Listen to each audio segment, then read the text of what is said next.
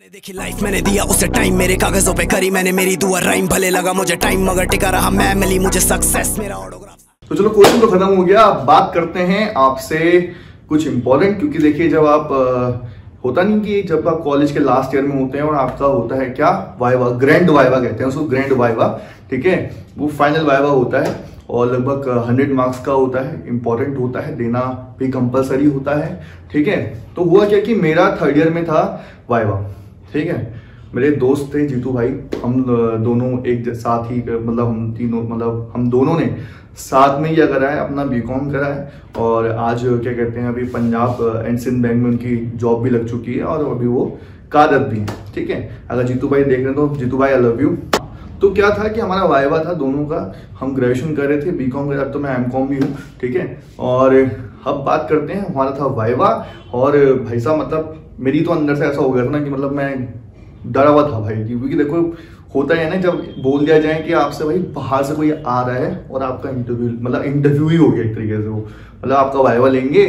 अब हुआ क्या कि उस दिन थी बारिश भी, ठीक है, जितना मुझे याद है, मतलब हवा बहुत तेज चल रही थी और हम बैठे हुए थे दोनों के दोनों भाई लोग अपने वहाँ पे, और सर ने हमसे कहा बेटा तुम्हारी जितनी भी एग्रीगेट परसेंटेज है बेटा वो लिख दो, ठीक है, अपने रिजल्ट में लिख दो, रिजल्ट लेके जो ना।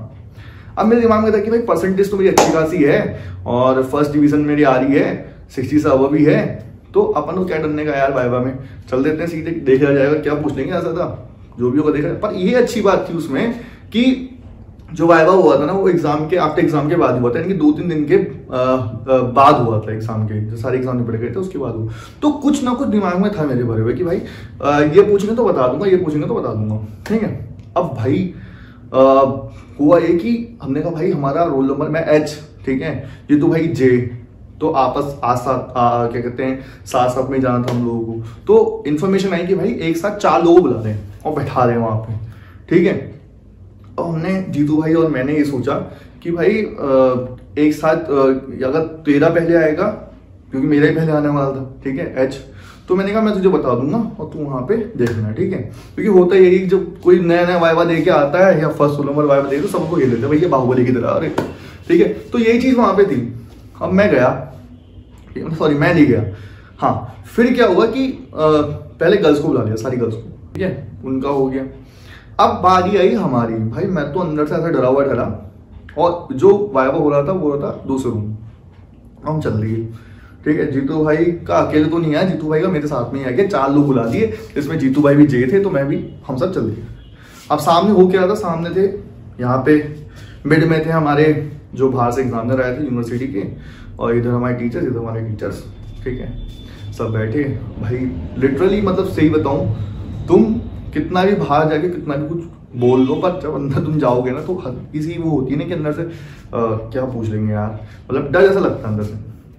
मैं गया, ठीक है, मुझे अभी भी याद है कि उन्होंने मुझसे, सर ने मुझसे क्वेश्चन पूछा था कि लेटर ऑफ क्रेडिट क्या है बेटा, कि लेटर ऑफ क्रेडिट क्या होता है, ठीक है। तो मैंने आंसर कर दिया वहां पे।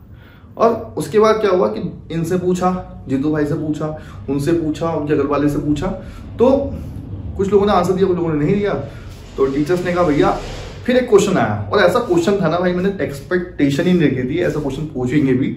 और वहां पे पता क्या पूछा, वहां पूछा कि बेटा हमारे 6 सब्जेक्ट थे, ठीक है, कि तुमने जितने भी सब्जेक्ट हो तुम्हारे, ठीक है, उसके नाम बताओ हिंदी में, हिंदी में बताओ, इंग्लिश में नहीं सुनेंगे वो, हिंदी में सुनेंगे।